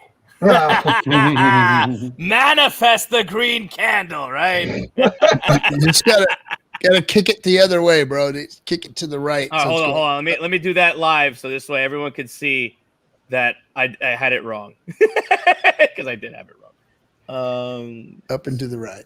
It's like we're summoning candle. the Joker. Oh yeah, this is great. This is a Calvin Coolidge. Let me put this up here real quick. So Gary has thrown out. There you go, buddy. Up There and it to the right. Love it. I love it. Now I can go through it like. So this says what we were talking about. Nothing in this world can take the place of persistence. Talent will not. Nothing is more common than unsuccessful people with talent. Talent will not. Nothing. Talent will not. I'm missing Nothing something. in this world can take the place of persistence. Talent will not. Nothing is more common than unsuccessful people with talent. Got it. Genius will not. Unrewarded genius is almost a proverb. Education will not. The world is full of educated failures. Persistence and determination alone are omnipotent, Mr. Calvin Coolidge. Nice. I believe that. I believe that you don't have to be the biggest, baddest, smartest person in the room. That if the persistent, consistent, determined person is going to win the race. It's always that tortoise and the hare thing, right? Yeah. It's also like if you read like the books of, or at least the biographies about successful people, examples like Henry Ford. Henry Ford employed A students. He was a C student. Yep. So basically he would have a box that would call the accounting. They asked reporters famously asked him during an interview one time about the price of particular product inside of a particular component of one of his cars. He's like, I don't know. I don't know the answer, but I can hit a button right here and someone will tell me the answer. Right. So it's about like the resourcefulness and the guidance and the leadership more than just being an encyclopedia of information. Persistence, right? C students persist, usually pass A students. I hear that a lot, where the C students would essentially be the manager that manages the A students. Mm-hmm. That's like a common thing. I'm like a theme that I keep hearing about. Mm-hmm. I haven't researched it, but interesting that you brought that up, because it kind of gives you like an idea that those that have eventually or essentially struggled in say university or in high school or whatnot, they learned how to adapt enough and to know the quirks and the ins and outs of the things around them to get to a managerial role where they can say, all right, I have these resources to help me if I need them, whereas the A students are the resources of help. That's interesting. That's real interesting. Yeah, there's an article in Forbes, if you end up looking it up and you look up the phrase C students employ A students, and it's a Forbes article, and it basically talks about like the highlights of why that is. One of which is that they have a honed in passion. Second is that they're not afraid to take risks. An A student is always programmed to only regurgitate or send out the information to the professor that's going to grade them and tell them what they need to know exactly. But they won't take risks on a new idea, right? About sweating the small stuff, like how paranoid you are that you're gonna, miss 2 points on the next test or whatever. So there's all kinds of reasons, but you can look it up on your own. So let me jump in real quick. I want to say hello to somebody. So one of our very near, dear, and old viewers and supporters of the stream, Mama Rock, has jumped into the chat room, and we haven't heard from her in a long time. Mama Rock, hey, how you doing? She says hello to everybody. She said hello to Timmy, Joker, and Gary. She was one of the big reasons why we did so well over the stream that we just got kicked off of tonight for the third time, because I forgot I had it turned on for the last week. And our friend, the Joker, has been on stream with us. And he's not allowed to stream over there anymore because of his naughty behavior. So we're going to say hi to Mama Rock, one of our OGD livers. It was cool having her. We did a raid on her stream too. She got involved with the community, supported us, helped us out, taught us some of the ropes over there, helped us get to the top of, the D live streamers there. The Hexicans were doing really, really well over there until, all the stuff hit the fan over there. But good to see you, Mama Rock. Thanks for dropping in and saying hello to everybody. Hope she knows about Pulse. Yeah, Mama Rock, we got to talk. She used to call me and she'd confide in me and we'd talk about her hex bags and what she was going to do with them. But we need to definitely talk about Pulse Chain and what that means for you. Get some good news. So just drop me a line and we'll chat. By the way, I think somebody dropped us Dolomite. I wanted to thank you for dropping us a $20 super chat earlier. I didn't catch that because again, we have the chat kind of twitched out right now, but thank you for the $20 there, Dolo. Appreciate you, man. Hey team, it's getting a little bit late. I gotta go. It is a big pleasure that you guys are having me here, and of course being on Discourse Syndicate as one of your programming. Amazing. Thank you for that opportunity, and to all the Hexicans, paper hands, stop trading. Hold your damn bags, because guess what? Hold your bags. Hold your bags, because that Pulse launch, ooh, it's gonna pump. And if you sell right now, you're gonna pretty much get wrecked. So, but just saying, not financial advice, but you know what I mean. Anyway, guys, thank you very much again. Have a wonderful evening. You too, Joker. It's good seeing you. See you, bud. Likewise, my friends. Take care. Have a good one. Right on. All right, gentlemen. I'm getting DM'd by, it's Larry. Larry, I wonder if Larry's in LA. Larry's on his way to LA. Who knows who Larry is, right? Nobody knows who Larry is. Leisure Suit Larry? Is it the same guy? Leisure Suit Larry. Larry's my buddy. Leisure Suit Larry? Oh, shit. And then,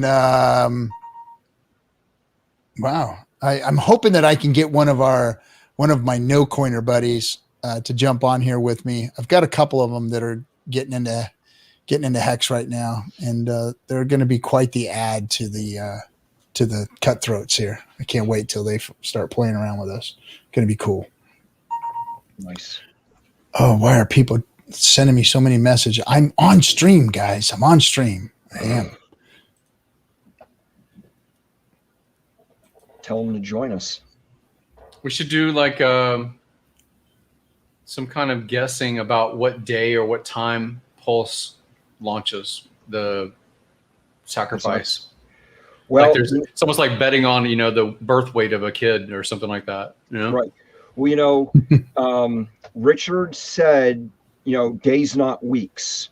Well, as of tomorrow night at midnight, starting Sunday, it's a week.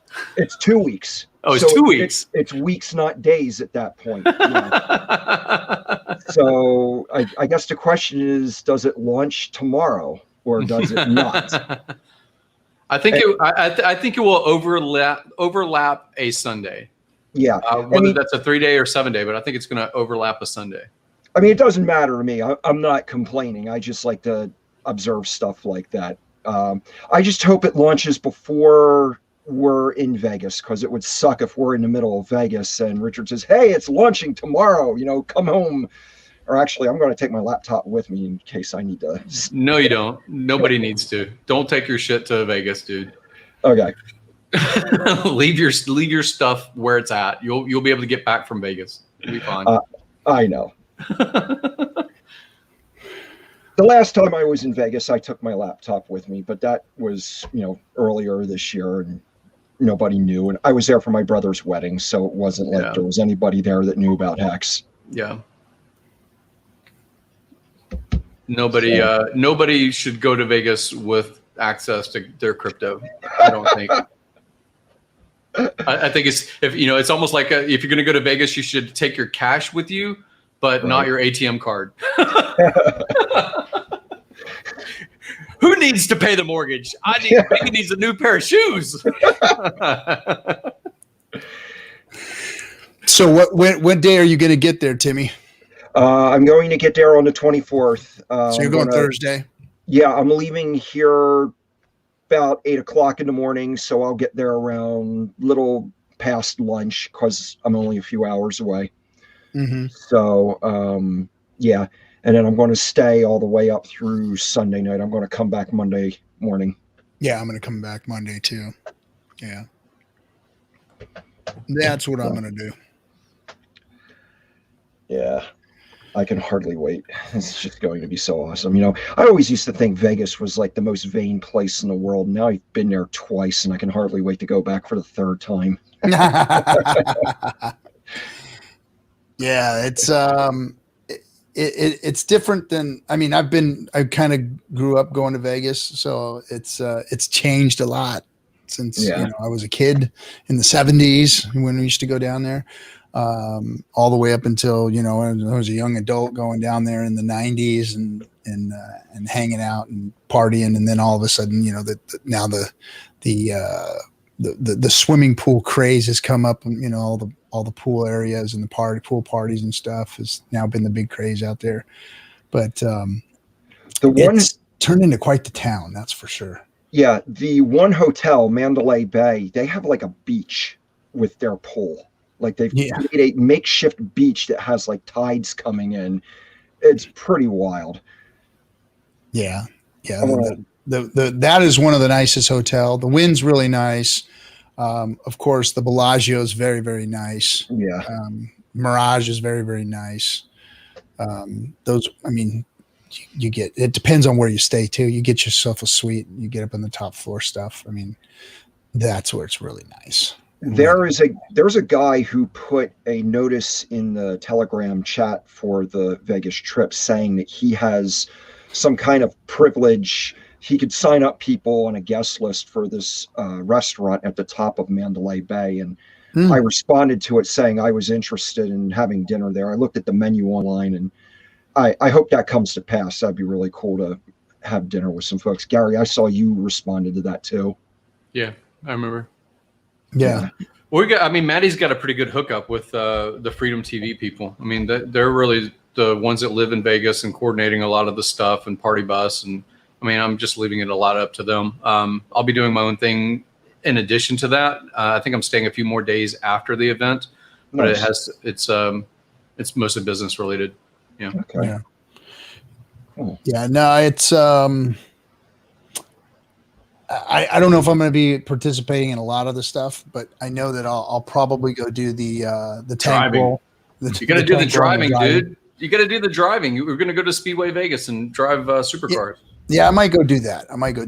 We'll see. I gotta spend some time with Mama too. We're gonna go have some fun and do some stuff too, because we haven't been away for a long time. Does anybody know if those Cirque du Soleil things are playing again? Are shows actually happening? What's happening? Well, I mean, there's shows. Of course, there's always shows. I don't know who the big shows in town are right now, but I'm sure Du Soleil is one of them. But I haven't the damn shows. That's the problem now. Is like the food in the shows are so expensive. The food in the shows used to be really cheap. And It used to be the reason that you went. You're like, oh, look, I can get a $2 steak that's amazing. I can go to a show for $20 and, ha, ha, ha, Vegas isn't getting my fucking money. Yeah, and while they robbed you out of the other one, right? Yeah. So you're eating your $2 steak and drinking their free beer, and, they were taking all the money out of your other pocket. I don't know. I think they still serve free drinks, right? Do they do that if you're playing? You still get free drinks as long as you're playing. You need to have a player's card, and there's all kinds of tricks about how to maximize your play time and basically get freebies. There's channels about that kind of stuff, like how to get free rooms and how to become effectively like a high roller, but really minimize your losses so it makes it worthwhile. It's like learning the frequent flyer mile game. It's the same sort of thing.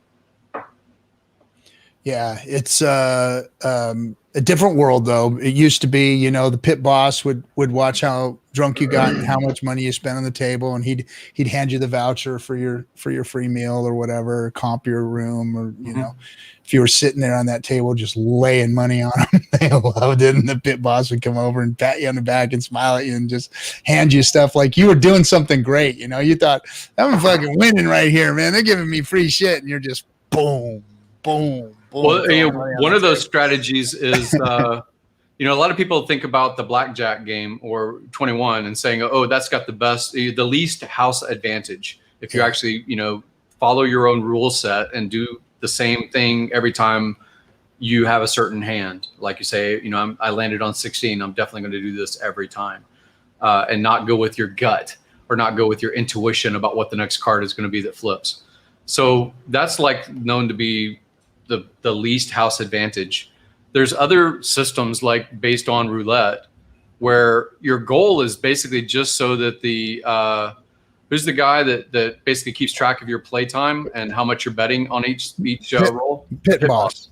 So you're basically playing the game so that the pit boss is giving you credit toward free rooms, free dinners. You know, you could become a high roller with a low net cost. It's the same sort of thing.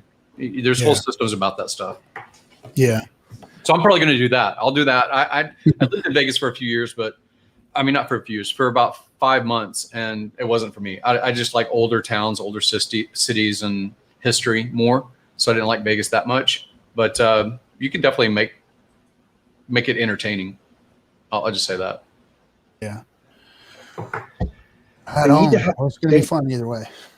They need to have a place where you can like play dominoes in Vegas, like you play cards, because I would kill it. That place is in LA. It's called Compton. Yeah, you can go. You can go play bones over there, bro. You can go. That works for me, man. That's my game, man. Throw some bones. Yeah. Yeah, that or spades.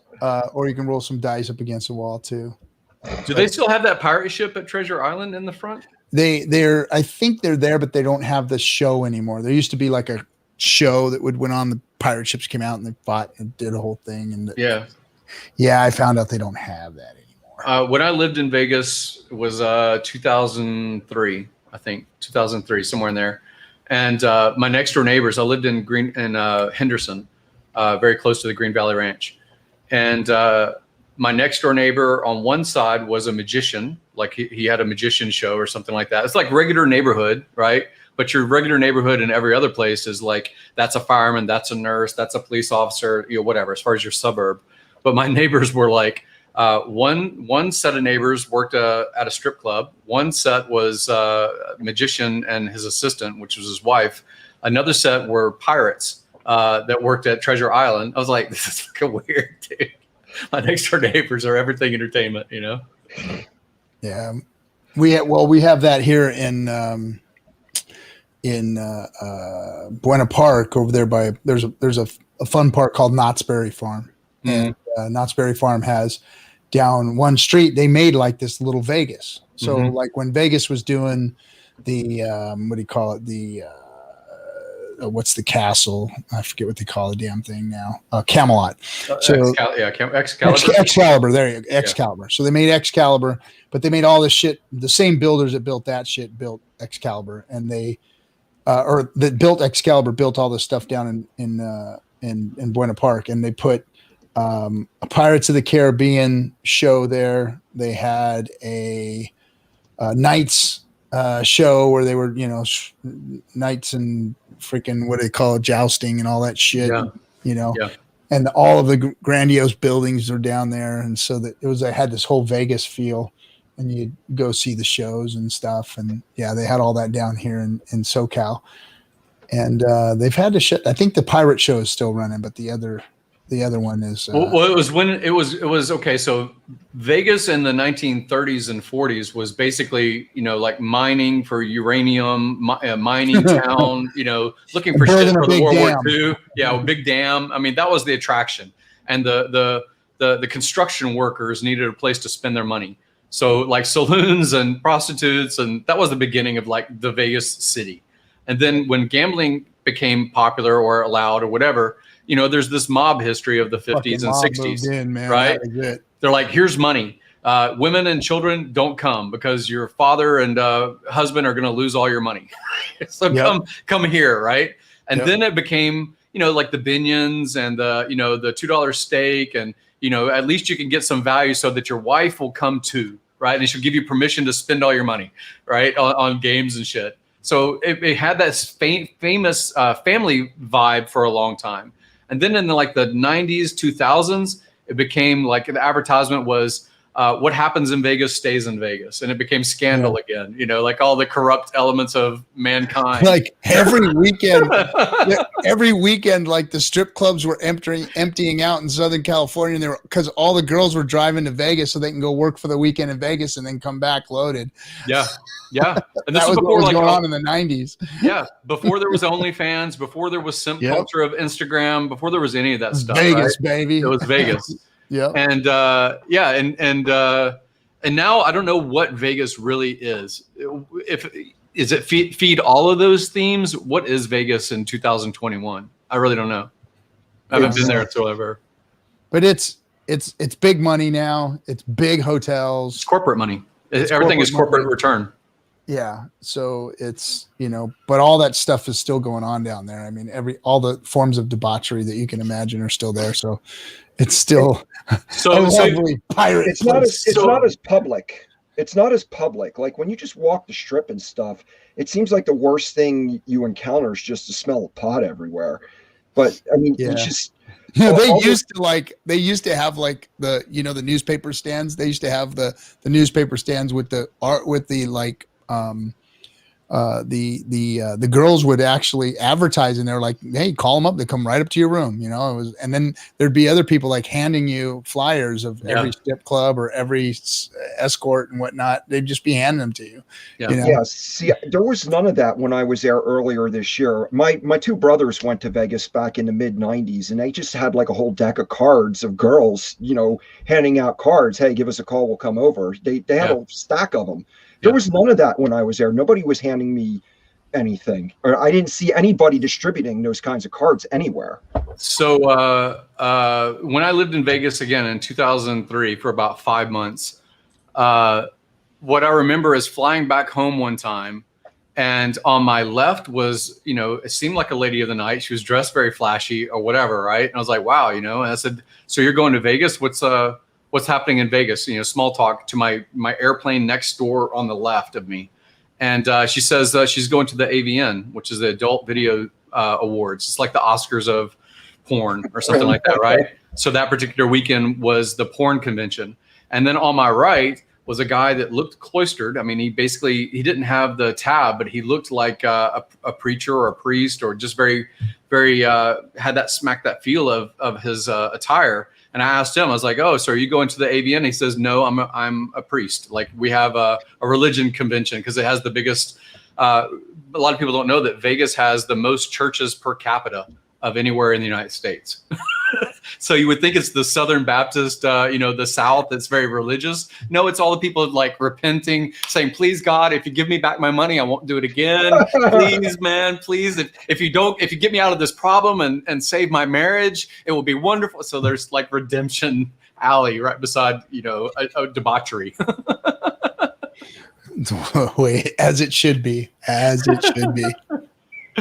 Crazy. Oh, all right, guys. I'm actually ready to call it a night. You guys ready? Yeah, it's been 2 hours. I'm good. Cool. All right, everybody. Thanks for coming and hanging out with us on the FN Hangout. Don't forget, tomorrow morning will be Nerd Girl's stream. I'm sure she's got something awesome in store for you at 8 o'clock in the morning. And then stay tuned for all the content that's going to be coming out in DS, the new DS network. Your favorite streamers are going to be picking times, and they'll be right here on this channel for all you guys to see. And again, like I said, all of your support is going to go directly to them, and we're just going to consolidate our efforts and help boost the Hexican communities, watching power, streaming power, all that. And we're going to have powerhouses like the Joker and Nicole and all of these folks that you've known and loved for a long time, rolling on the streams. All right, guys, have a good one. Thanks for coming. We'll catch you on the next one. Have a good night.